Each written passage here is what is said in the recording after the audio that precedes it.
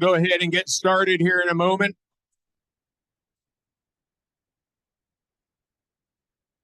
Plenty of available seats in the front row. Nobody ever wants to sit in the front row.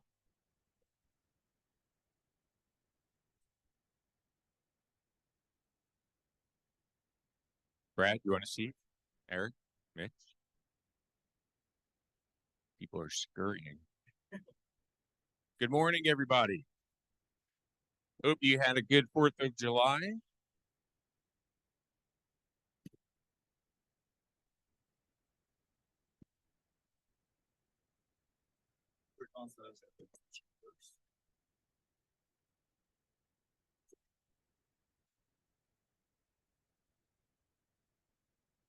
We got all new tech 2 weeks ago in here, and so now everybody has to learn how to use it. But significant improvements. Thank you, Bryce. We wouldn't normally have to use the hand mic, except we're getting the audio worked out for people on Zoom. So until that gets sorted, we're using the hand mic, but by next month, we should be good to go.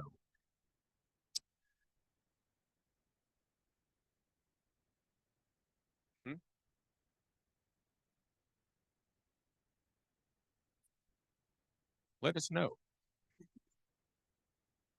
Good morning. I'm Steve Elias, Dean of the Cat School of Business. We're going to start. So if you have a phone with you and would like to participate in a quick survey, the question is, how would you feel if we moved the monthly meetings to 9 a.m. instead of 8 a.m. moving forward? Back in the day when I was in the classroom, I would have said, raise your hand if you want to change class to 9 from 8.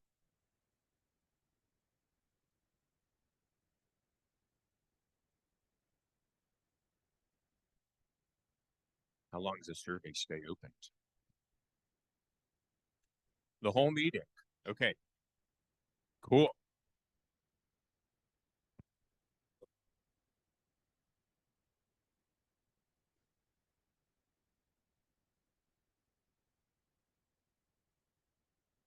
Board report. The board met last week. We had a good meeting. Finance committee met the week before. We also had a good meeting. And as you could tell, we're implementing new platforms and modernizing, and it's a learning curve. And thank you for bearing with us. Finally, a photo from the 20s, 2020. Awesome. Thank you. Actually, based on those glasses, that is not from the 2020s. A year ago, about this time, we had Chris Shembra actually Zoom in to members meeting to talk about his coming to be a keynote at the summit. And we're doing that again this morning. But instead of it being Chris Shembra, because he was last year, we have one of this year's keynote speakers, Matthew Emerzian. And I think he is on Zoom, correct? Correct. Matt, can you hear us? I can hear you. Okay, so I'm going to turn it over to Matt for a few moments to talk to us about the summit. Oh, there I am. Nice. Well, thank you very much. My vote is that you move the meetings to 9 a.m. because I live in California. So I could have gotten another hour of sleep, which would have been fantastic. But yes, I'm so excited to come out there. Chris Shembra is a good friend of mine, and he recommended me to the team to be one of your keynote speakers for this year. And so I've just heard nothing but incredible things about all of you, about this community, about what you're doing, the work you're doing. And, I get to travel all over the country. But there's something about this one that I'm so excited about. And it's just because of the way Chris has talked about all of you and also meeting Sarah and the team that I literally feel like I'm ready to pack up my life and just move there because it sounds so incredible. I talk about mattering. And for 17 years now, I've been on a mission to create a world where everyone knows how much and why they matter. And this started from my own personal struggle of having great success in the music industry. I worked for some of the biggest bands in the world, and waking up on a Monday morning with a massive panic attack, which turned into chronic anxiety and depression. And I had to rebuild my own life and find purpose in new ways, which inspired me to write a book in 2007, which then became the inspiration for a nonprofit organization called Every Monday Matters. And so um, I love the work that I get to do. I get to work inside of a lot of companies and businesses, helping them create new work cultures and employee engagement programs. We have an education program that reaches 3 million students nationwide, um, helping them understand how much and why they matter. And literally yesterday, we just launched, after a year of piloting, we just launched a program into senior living communities where we have a senior population that doesn't feel like they matter anymore. And I believe they should. So, in the spirit of the new P3 and this idea of people, place, and purpose, it is just so spot on to me. Um, we are people that matter. We need a place, we need community, we need connection, and we need purpose. And we have a framework called the Mattering Mindset, and it's all baked inside of that as well. And so I'm excited to come out there and meet all of you. And my keynote is interactive, so the more we all are going to lean in and contribute our hearts and our minds to the session together, the more we're all going to get from it. And I'm also going to think be at a bookstore, and I might even pop over to a school, maybe to a senior living community. I think the my itinerary is getting pretty full, and if I have time, I'm going to get on a horse. I'm committed to getting on a horse while I'm there, or getting in water, one of the two. So I got to get out of this cement jungle that I live in Los Angeles, California.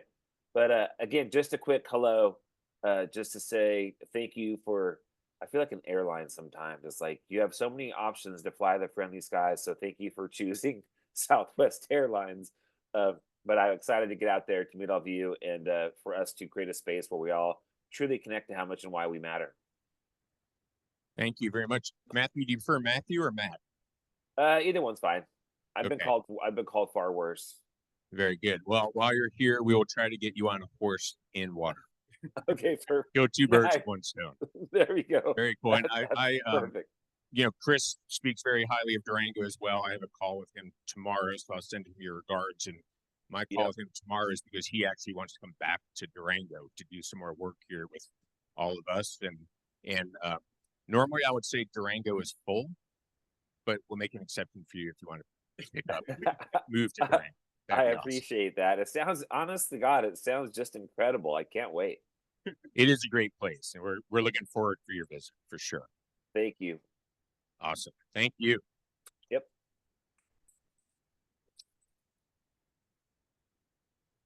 Okay. Our next not our next update. Our first update is Tim Gibbs from Four Corners Economic Development.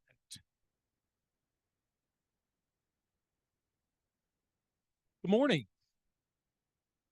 4 months in, and this is my second time I've been here. So how about that? You know, if we do everything right as a region, we can make 1 and 1 equal 3. It's not Farmington versus Durango, or not Colorado versus New Mexico, but we're one area. We share so many attributes, and we complement each other in many, many ways. I wanted to give you a very, very brief overview of some of the things that's going on with Four Corners Economic Development. Then I'm going to step aside for Jamie, who really runs the show. Okay. In my 4 months, the first thing we've done is to evaluate where we are, how we can support our businesses, and how we can move forward as a community.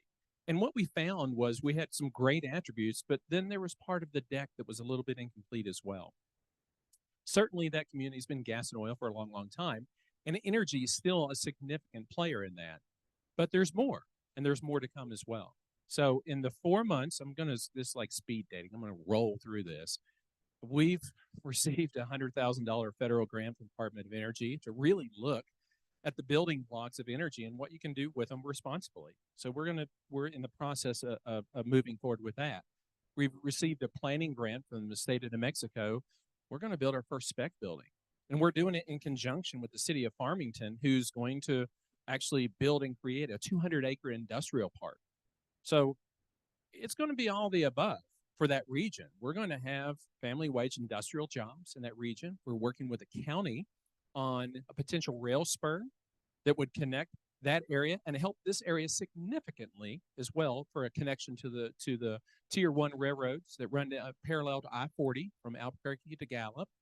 So we've got a lot of things, positive attributes that we're taking advantage of. Right now, there's a time of federal stimuli that we've never seen in our lifetimes, and maybe we'll never again. So this is the time to invest. This is the time to grow. This is the time to set the stage for people to live in their community of choice, have a family wage job, and be able to do well raising their families. That's what we're looking for. We're also trying to take care of our existing businesses, and our mission crosses over with the chamber on that. You know, business recruitment and expansion. I've been in front of 43 businesses in 4 months so far, sitting down saying, what keeps you up at night? And we've done a report on that. That's out right now. It's on our website. And also, what opportunities are there, and how can we maximize that? And it is around people, place, and purpose. He's right. Your prior speaker's spot on. But it's what you can do with vision as well. And if you got vision without funding, it's a hallucination. So we're working on that component as well. I'm really, really happy to be here and to show you that collectively we can do even more. I would like to challenge both organizations to think how we can work together even more closely, and how we can bring our membership together for they can take advantage of both communities.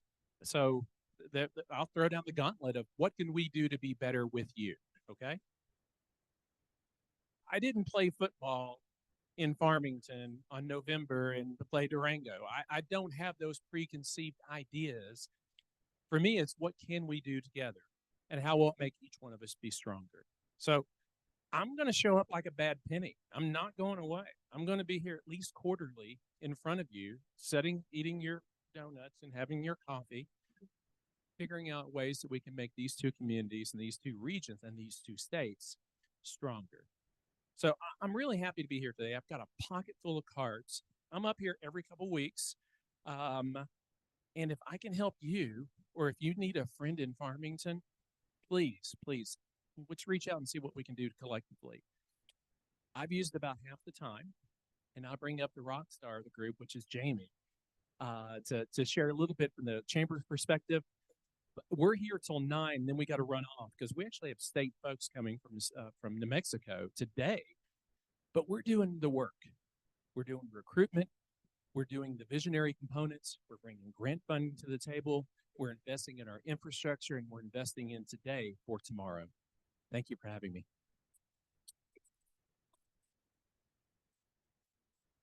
Well, good morning. My name is Jamie Church, and I am the CEO of the Farmington Chamber of Commerce. And I'm excited because there's 2 people in this room who actually know me as my real name, Jameson, and one of them has known me since I was about 10 years old. So I moved to Durango in 1973 with my family.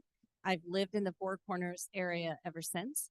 And my husband and I have been in the Farmington area for 28 years.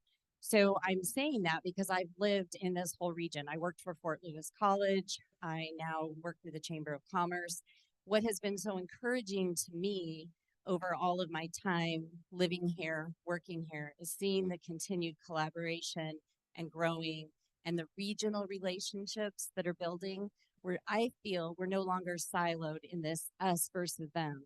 I think if COVID taught us anything, it taught us how much our 2 communities do really depend on each other.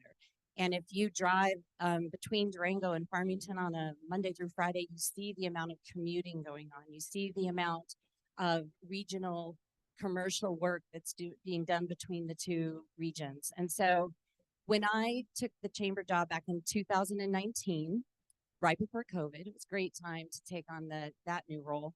But I changed our tagline to, you can just see it kind of behind me there in the picture, connecting commerce to community.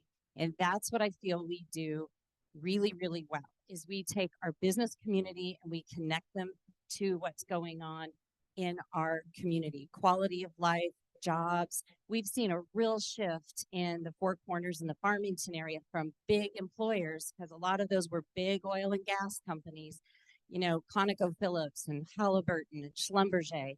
We've seen a huge shift to smaller businesses, 10 and under employees. And so we've had to shift as the chamber and Four Corners Economic Development to say, how can we best serve these smaller businesses? What can we do for our members to make sure they're feeling connected to the community and that we are supporting them? So very happy to be here this morning with Tim. We've been looking forward to this. We hope to continue to make this something that we do on a regular basis.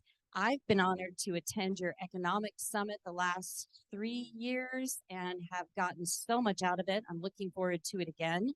One thing that I always like to plug a little bit is my Four Corners Professional Women's Summit. This is something that we started in Farmington in 2019, and we do usually get quite a few attendees from the Durango and Ignacio area. We have about 400 women who attend the summit every year, and it's coming up this year, November 7th. So I always like to talk a little bit about that. But thank you so much for having us today. It's great to see so many friendly faces in the audience that I've known through different times of my life.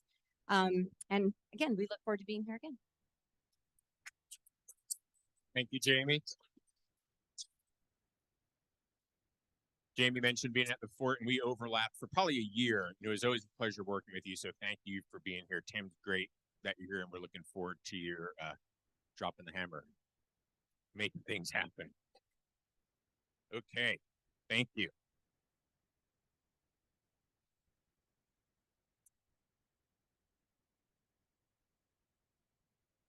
Up next, we have Heather Hawk from the Early Childhood Council. Thank you for having me. I'm Heather Hawk, and thanks for the headshot. I don't know where that came from, but I'm the Executive Director of the Early Childhood Council of La Plata County. I've been in the community for 15 years and raised 2 children here, and have been the leader of this organization for about 8 years. And I have a brief slideshow, and thank you. So to give you a little background on the early childhood sector in La Plata County, you need a little bit of background on what early childhood is.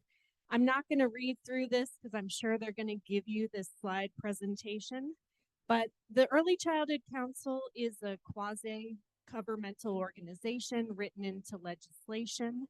There is a representative council for all 64 counties in Colorado, and we've been around since 1998. Our purpose is to support early childhood, and that is the period of life between birth and 8 years of age. So we are responsible for supporting a system that allows young children to develop to their full potential. Their well-being, education, and family support is part of our mission. And we really are concerned about how children's experiences shape their brain development in the first 5 years of life. So that's why we're around, because 90% of our brains develop before age 5, which means that all of the factors that children experience during the first 5 years have a significant impact on the way their development progresses and what their outcomes are. So we're also here to make sure that they have access to early childhood education, which is the formal structure for helping children develop in the first 5 years. This is to include literacy, critical thinking, and social emotional development. And in order to do that, they need to be in a high quality learning environment, which looks like this. They have to have teachers that understand development, use most of their day to explore and play, have consistent but not rigid schedules and routines, and environments that are inclusive and supportive of all learners. Most important, their caregivers need to be warm and nurturing and highly responsive. So we emphasize partnership with parents and caregivers across quality childcare environments, and playing is how children practice what they learn. Thank you, Mr. Rogers. The other thing we're tasked with is school readiness. Every young child in our community ultimately ends up in our public education system. And in order to be ready, they need to have progress in these 6 domains of learning in order to have long-term educational and occupational outcomes. So in Colorado, about 51.5% of children do not demonstrate readiness in these areas. And about 23% of children enter kindergarten with readiness in less than 3 of these areas. So we have a huge challenge, but it's not just about the children, it's also about our economy. And the Colorado Children's Campaign states that in Colorado alone, more than $640 million is generated by the early childhood industry. In La Plata County, that translates to about $4.8 million. It has a downstream impact of an additional $720 million in Colorado, which equates to about $6 million locally. So we need more childcare, as many of you probably know, as employers and employees. There is a severe lack of childcare in La Plata County, and every childcare job we create allows 1.5 new jobs to be created to support those parents to re-enter the workforce. Well, why don't we have more care?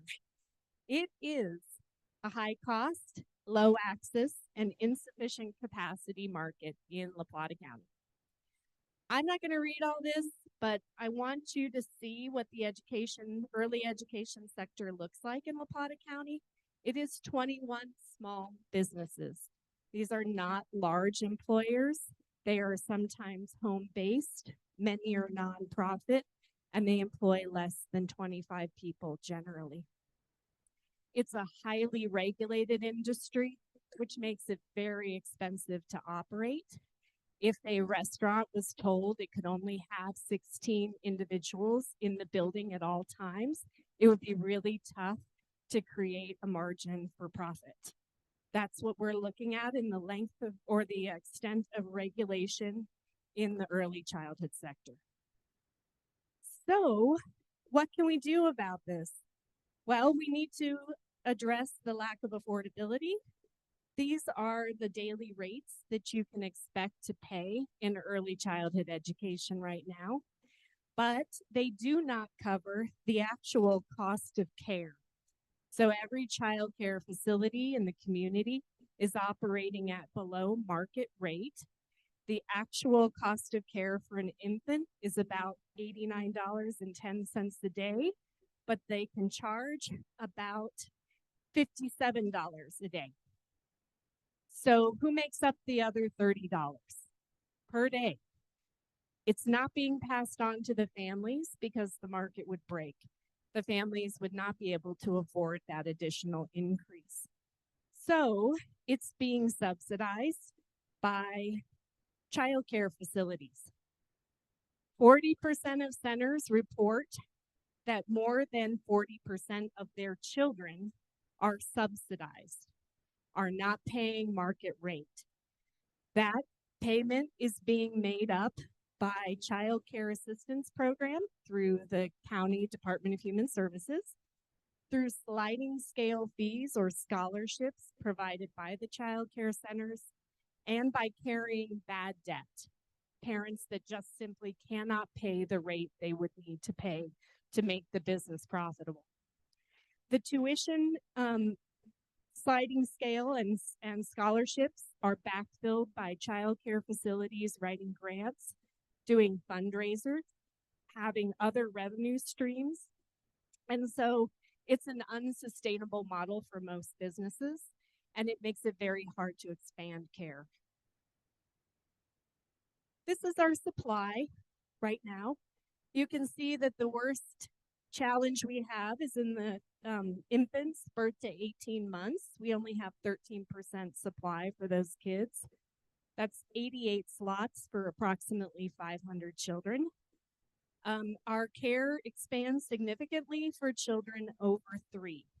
This is primarily because this is where the public funding is in our public schools. Preschool classrooms at Durango 9R and contracts with both Bayfield and Ignacio school districts allow us to have almost 100% capacity for preschoolers. But parents of children under 3 are struggling the most. Our workforce retention is also a concern. The number one driver of access for early childhood is the workforce, but early childhood educators make nearly half of what a public elementary teacher makes. So, in order to advance our local system, we need to address affordability, increasing childcare subsidies through local financing, county and municipal taxes, so that we can create additional early childhood jobs and therefore create additional community jobs in our economy. We need to address capacity by leveraging local funding, attracting philanthropic grants and private investment, and creating greater capacity to draw down larger portions of the block grant from the state. Our child population is only 0.751%, and so all allocations from the state are based on that level of funding. We also need to address quality and access and assure there's an adequate pipeline of early childhood workforce to fill the positions, and also to support partnerships with our public higher ed, 2- and 4-year community colleges to allow that pipeline to be developed locally. So for every dollar spent on early childhood, $2.25 is contributed to the state economy. And that's true specifically for our local economy, especially with our lowest paid workers in the community. Examples of successful investment, we've had the Colorado Universal Preschool Program, which was a voter initiative. It's a vape tax, tobacco tax. It brought $2.1 million to La Plata County last year in funding for children 4 years of age. The con is that it's only available to children the year before kindergarten for 1 year. It's not fully funded. It's 10 to 15 hours of funding. That funding is only available during the school year, and not all childcare providers are participating. But 325 children received the tuition assistance, and families saved between $3,400 and $4,900 a year last year. We have had a ton of federal funding, which included awards directly to child care programs of $750 to $3,000 a month for stabilization. Those, of course, have expired, and child care businesses have had to react to their inflation that they did not respond to during COVID by raising their rates, creating a cliff effect for parents, which we're starting to see this year. The Child Care Assistance Program and federal Head Start dollars come down from the federal Child Care Block Grant. These are income eligibility programs that can only support families who are living at between 0% of the poverty level and 185% of the poverty rate. So a family of 3 with an income of $47,000 plus could be eligible for CCAP payments. They do have to have a co-pay, so the parents are still responsible for between $0 and $2,000 a year, depending on their income level. And these are not permanent funding. They're reallocated every year, and they have to be determined for eligibility every year. So, what are other communities doing? They are leveraging local financing in the form of lodgers tax, like Estes Park, which I think a lot of you heard about at the Housing Summit. They're also putting in place property tax mills.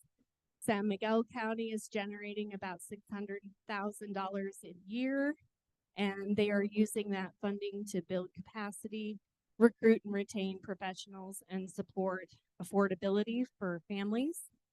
Last year, 54 families in San Miguel County received scholarships of approximately $3,300 a year for one child to help improve affordability and access.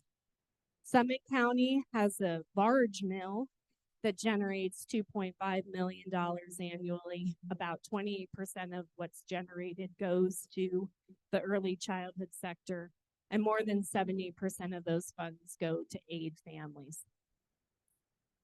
So there's my references if you guys want to learn more about early childhood. And, oh, I'm not that person. So if you have anything you want to ask me, please reach out. Thank you. Thank you very much. There's Trevor. Up next, we have Trevor Bird from Durango Harley Davidson.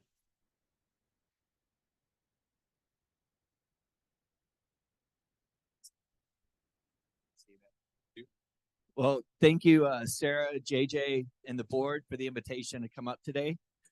I'm going to grab that in just a minute.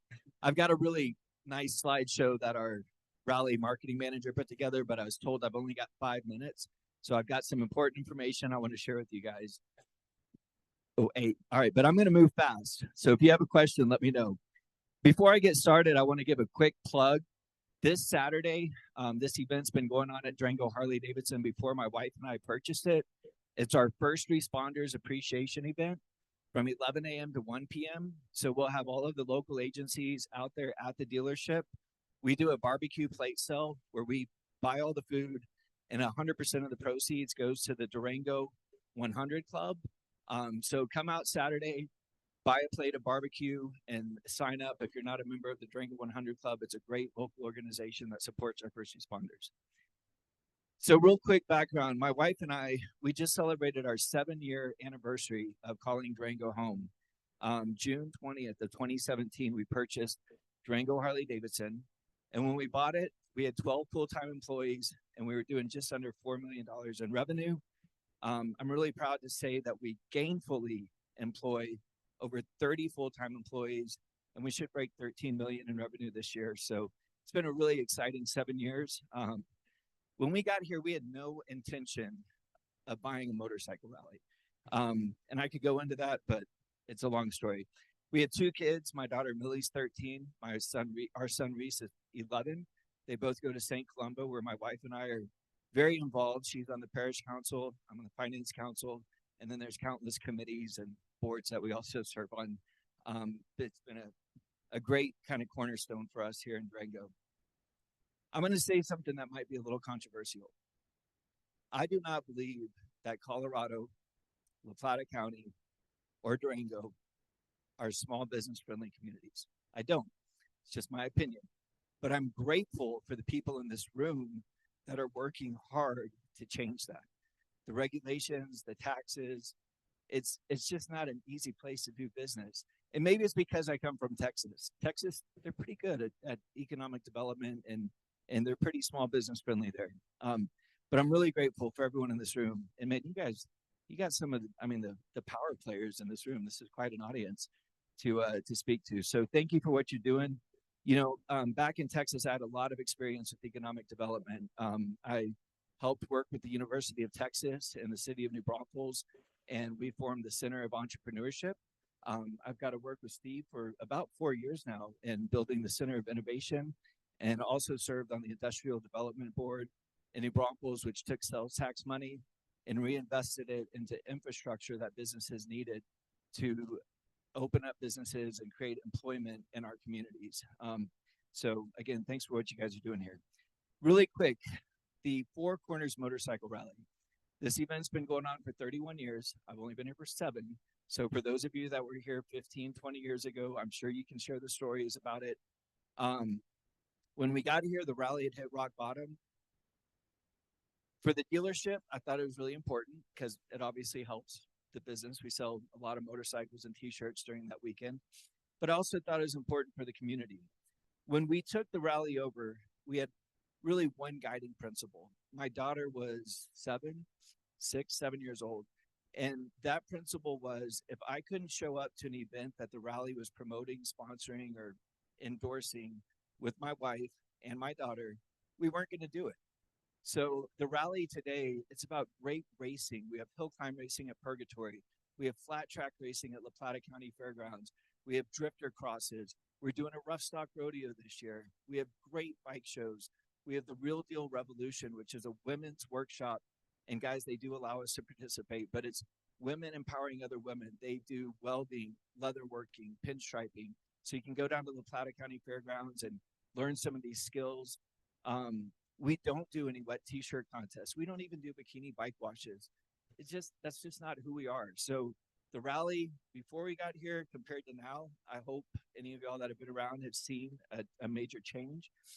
A lot of people don't know this, but only 3% of the population rides motorcycles. That kind of makes us a minority. So we really appreciate this community and how we protect our minority population.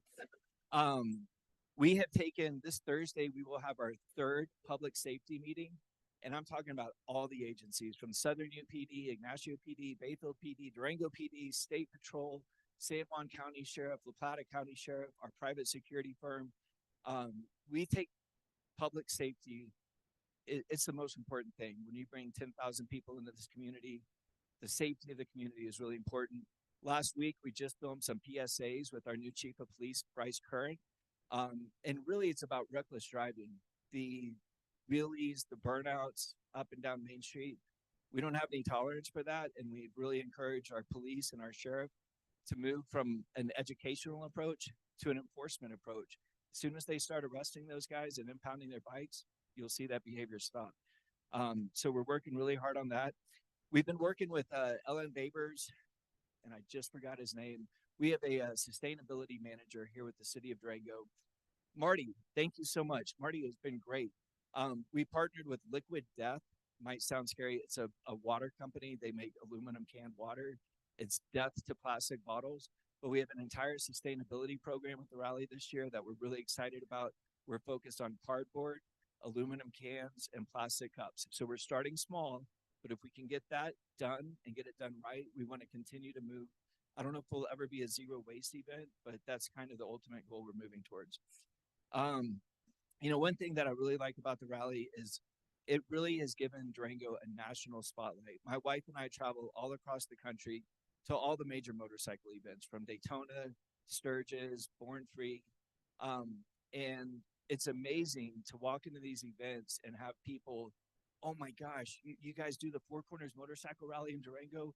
And we've heard such great stuff about it. So we are really trying to help put Durango, not that Durango needs help being put on the map, but we are helping get some awareness.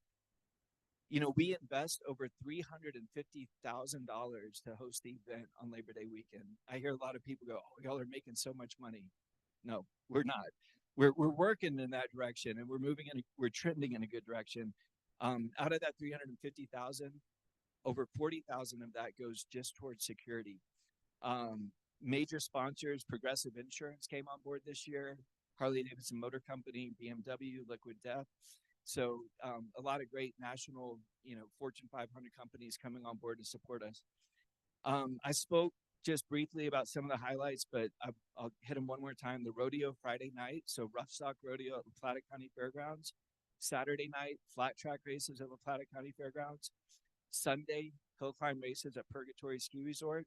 Also on Sunday, we're really excited. This is the second year we're working with the Southern Ute Indian Tribe and Native Love, and we're doing our second annual Missing Murdered Indigenous Relatives Ride.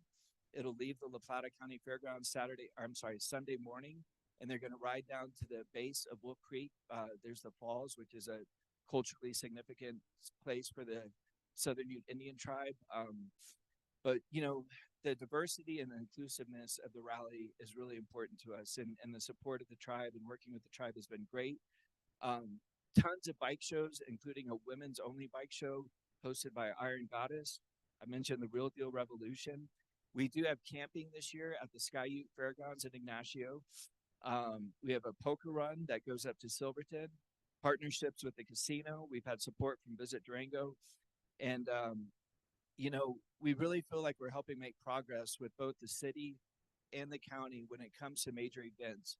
There's been a lot of discussion this year about major events that take place at the fairgrounds, but it's inside the city limits. And we totally agree. The city needs to have a voice in what happens with inside the city limits, but we're hoping that we can help create solutions and just make it easier as other big events want to come to our community, that we kind of have a blueprint that they can follow for what a good, safe, community-friendly event looks like.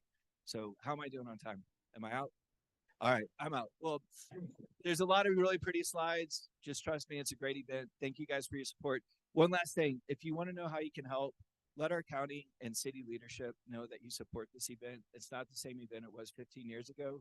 And if you have a business and you would like your business to get involved and help promote your business during the event, please come and see me at Durango Harley. We would love to help. That's what we're here for, is to help this community and have a great economic impact for all of the businesses in our community during Labor Day weekend. Thank you. Thanks, Trevor.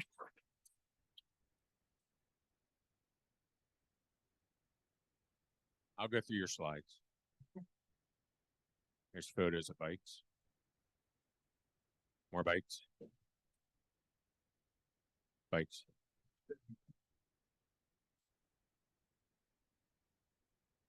Bikes. There we go.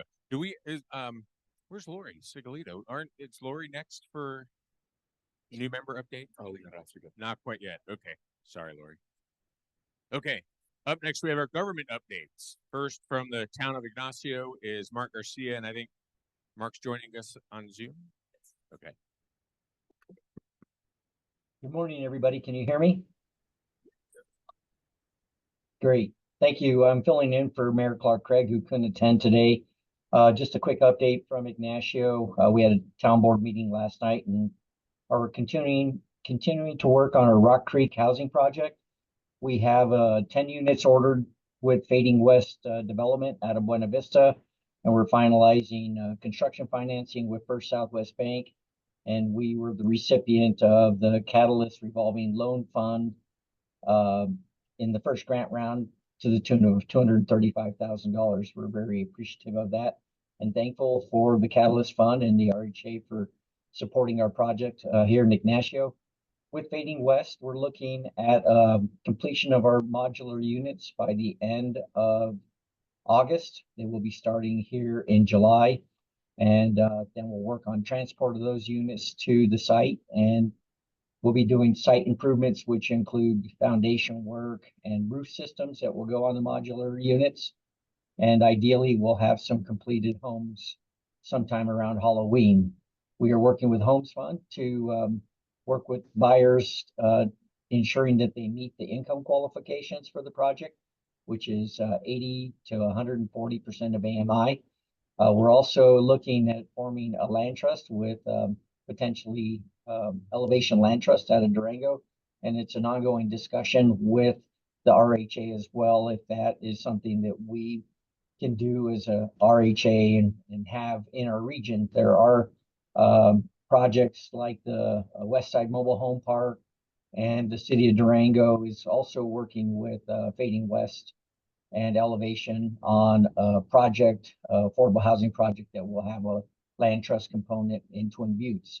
So maybe it's time for the RHA to take a look at a land trust in La Plata County and maybe beyond for Montezuma County, Archuleta County, etc.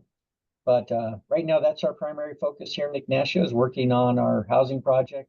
We've had a busy summer underway with a lot of work, catching up on projects that also include storm drain and natural gas pipeline expansions, etc. Busy time here. Hope everyone is having a great summer. And if you come through on the way to the lake, make sure you stop by and hit our grocery store and some of our other businesses. Open for questions. Thank you.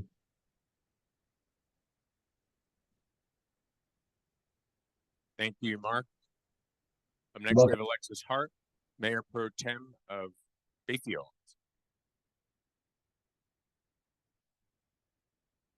Just another quick update. Also, a recipient of the Catalyst Fund and working with Homes Fund, Pine River Commons. Our affordable housing development in Bayfield just went before the DOLA for a $2 million grant this week. So we're very optimistic about receiving that grant. Keep positive thoughts going. Also want to invite you, we're going to plug the chamber. Please come and participate and enjoy our block parties. We have one Thursday. We'll have live music, food trucks. All of our nonprofits are usually participating, as well as our small business community. So come out and support us and enjoy some live music and food. Thank you.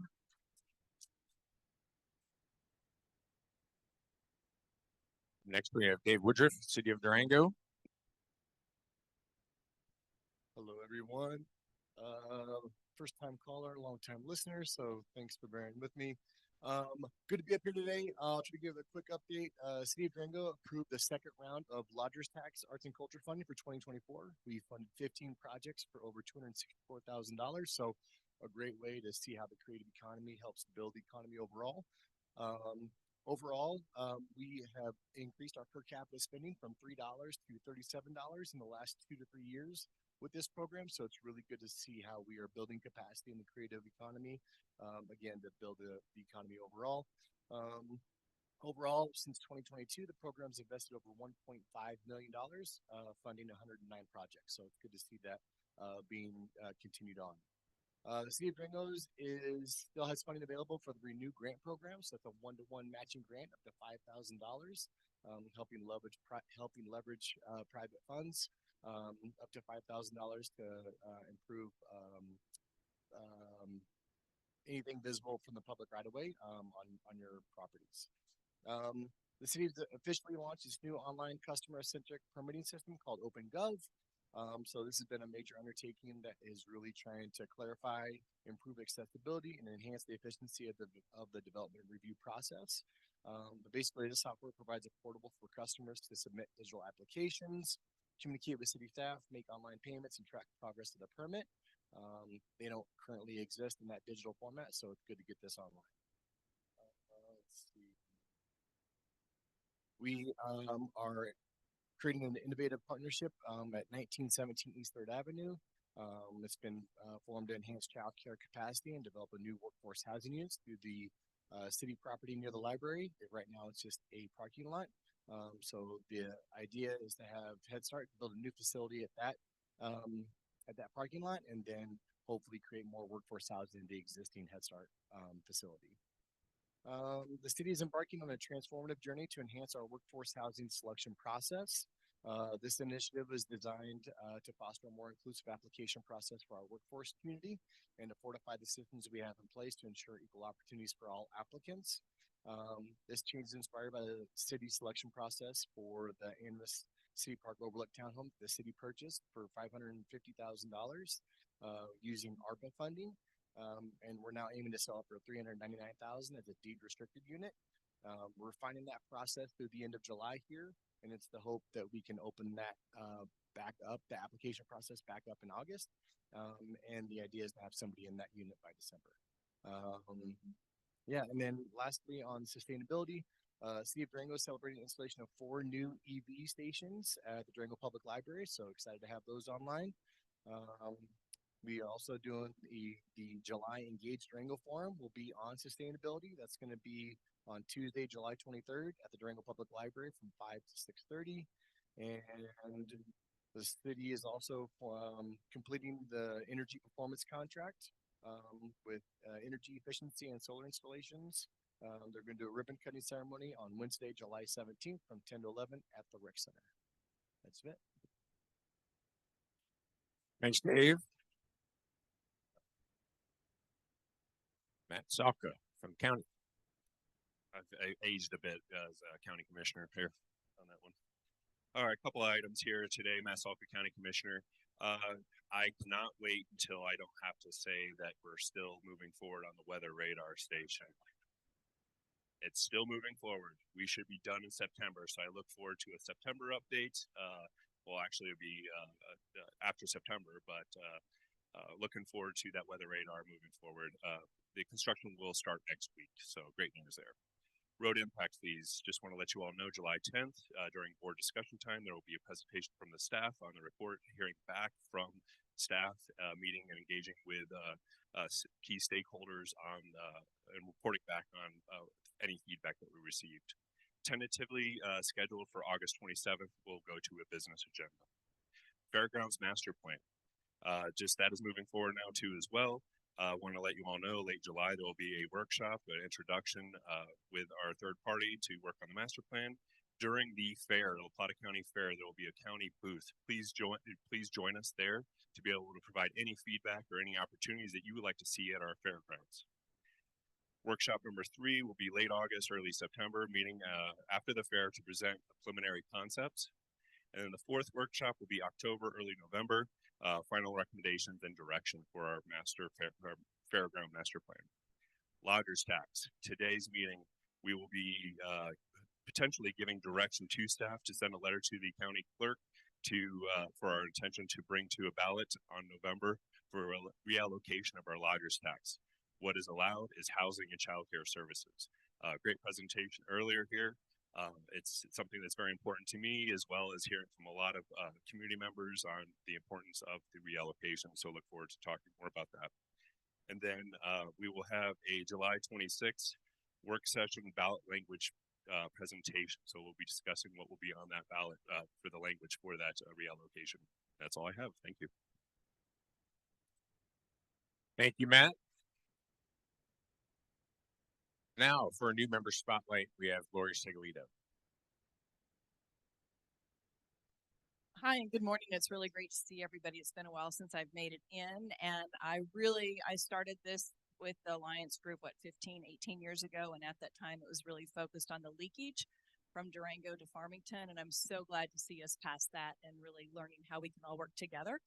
I have been a member for quite a while, and we recently, in January, Nathan Morris, I want to stand up, Nathan, with Web Services Management, a boutique web services company here in Durango, merged his business in with ours. He's been in the world of IT for a long time, and he's been with Local News Network as our CTO as well, and really helping us really move forward with what we're doing with local news. And just real quickly, if you don't know, Local News Network is a media technology company that's really focused on rebuilding how local news is produced and delivered. And we are so lucky that we have Valentine. I'm not sure if John is still here or not, but that we have Valentine investing us here in Durango and now in Farmington.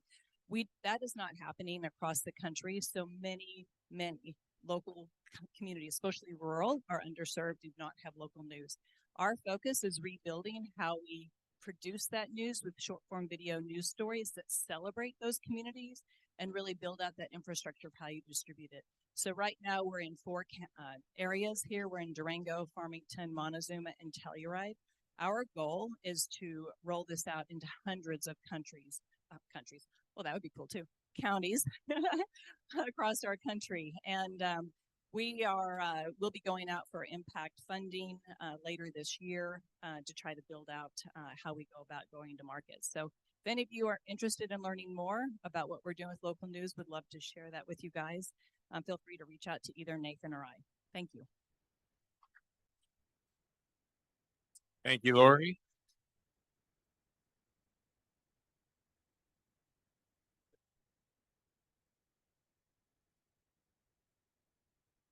Up next, we have Sarah Tober giving our ED update.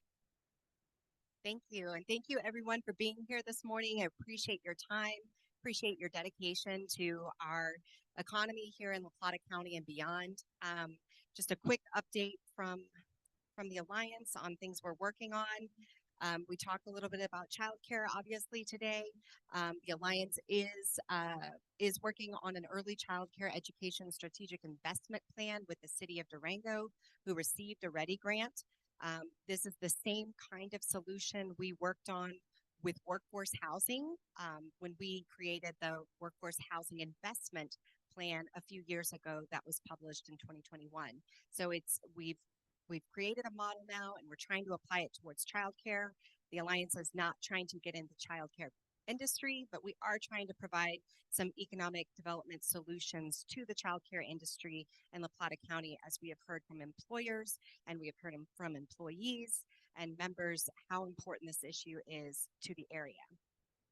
Also with housing, we have the RHA Housing Needs Assessment is underway for La Plata County. And again, that is going to be tracking not only what our current need is, but where are employees living? Where are they commuting from? What are their housing needs? So together, the housing needs assessment and the strategic investment plan for early child care is going to provide us some economic tools and solutions for us to implement by the end of the year. It's really important for us to have those public-private partnership solutions that we can bring, so that we're actually working on the solutions, not just the planning part. And then on workforce development, we just had a very successful micro-certification wrap up, another one launching here in a couple of weeks, and Rosalinda will speak more to that in August. We are starting year 2 of Project Run, and we're already looking at 2 to 4 micro-certifications next year, so stay tuned for that. And then our annual Alliance Summit, we will be launching our ticket sale at the end of this week. And if you have been a sponsor in the past, thank you so much. Please consider sponsoring again this year. If we haven't reached out to you already, we will be reaching out to you, and please just say yes. No, but we're very excited. We do have a third keynote speaker that we were announcing a little bit earlier in that slide. It's Lucia Nell. She is a VP at Upworthy. So we're very excited to be bringing her in, another major media outlet that is focused on positivity. She's a co-author of a new book that's coming out in September as well. So our theme, again, is the new P3, People, Place, Purpose, but we are tying all of that back to economic data and what's happening here in La Plata County, how we can expand workforce development and build capacity within our businesses, retaining and recruiting good workforce here in La Plata County. So thank you again for your time today, and our next meeting will be, oh, actually, I know this is terrible to have a graph on here, so just ignore that fact, but we did just close Catalyst round 3, and we were able to give out to 3 projects in that last round. So to date, that means that we have been able to impact 464 units at an amount of $517,052 with the Catalyst Fund pre-development. And we will be opening round 4. Sarah, what do you think? Like August, is that right? Yeah, August is round 4. So thank you again, our public and private partners who have contributed to that fund. And thank you again for being a part of the conversation. Our next member meeting is going to be August 13th.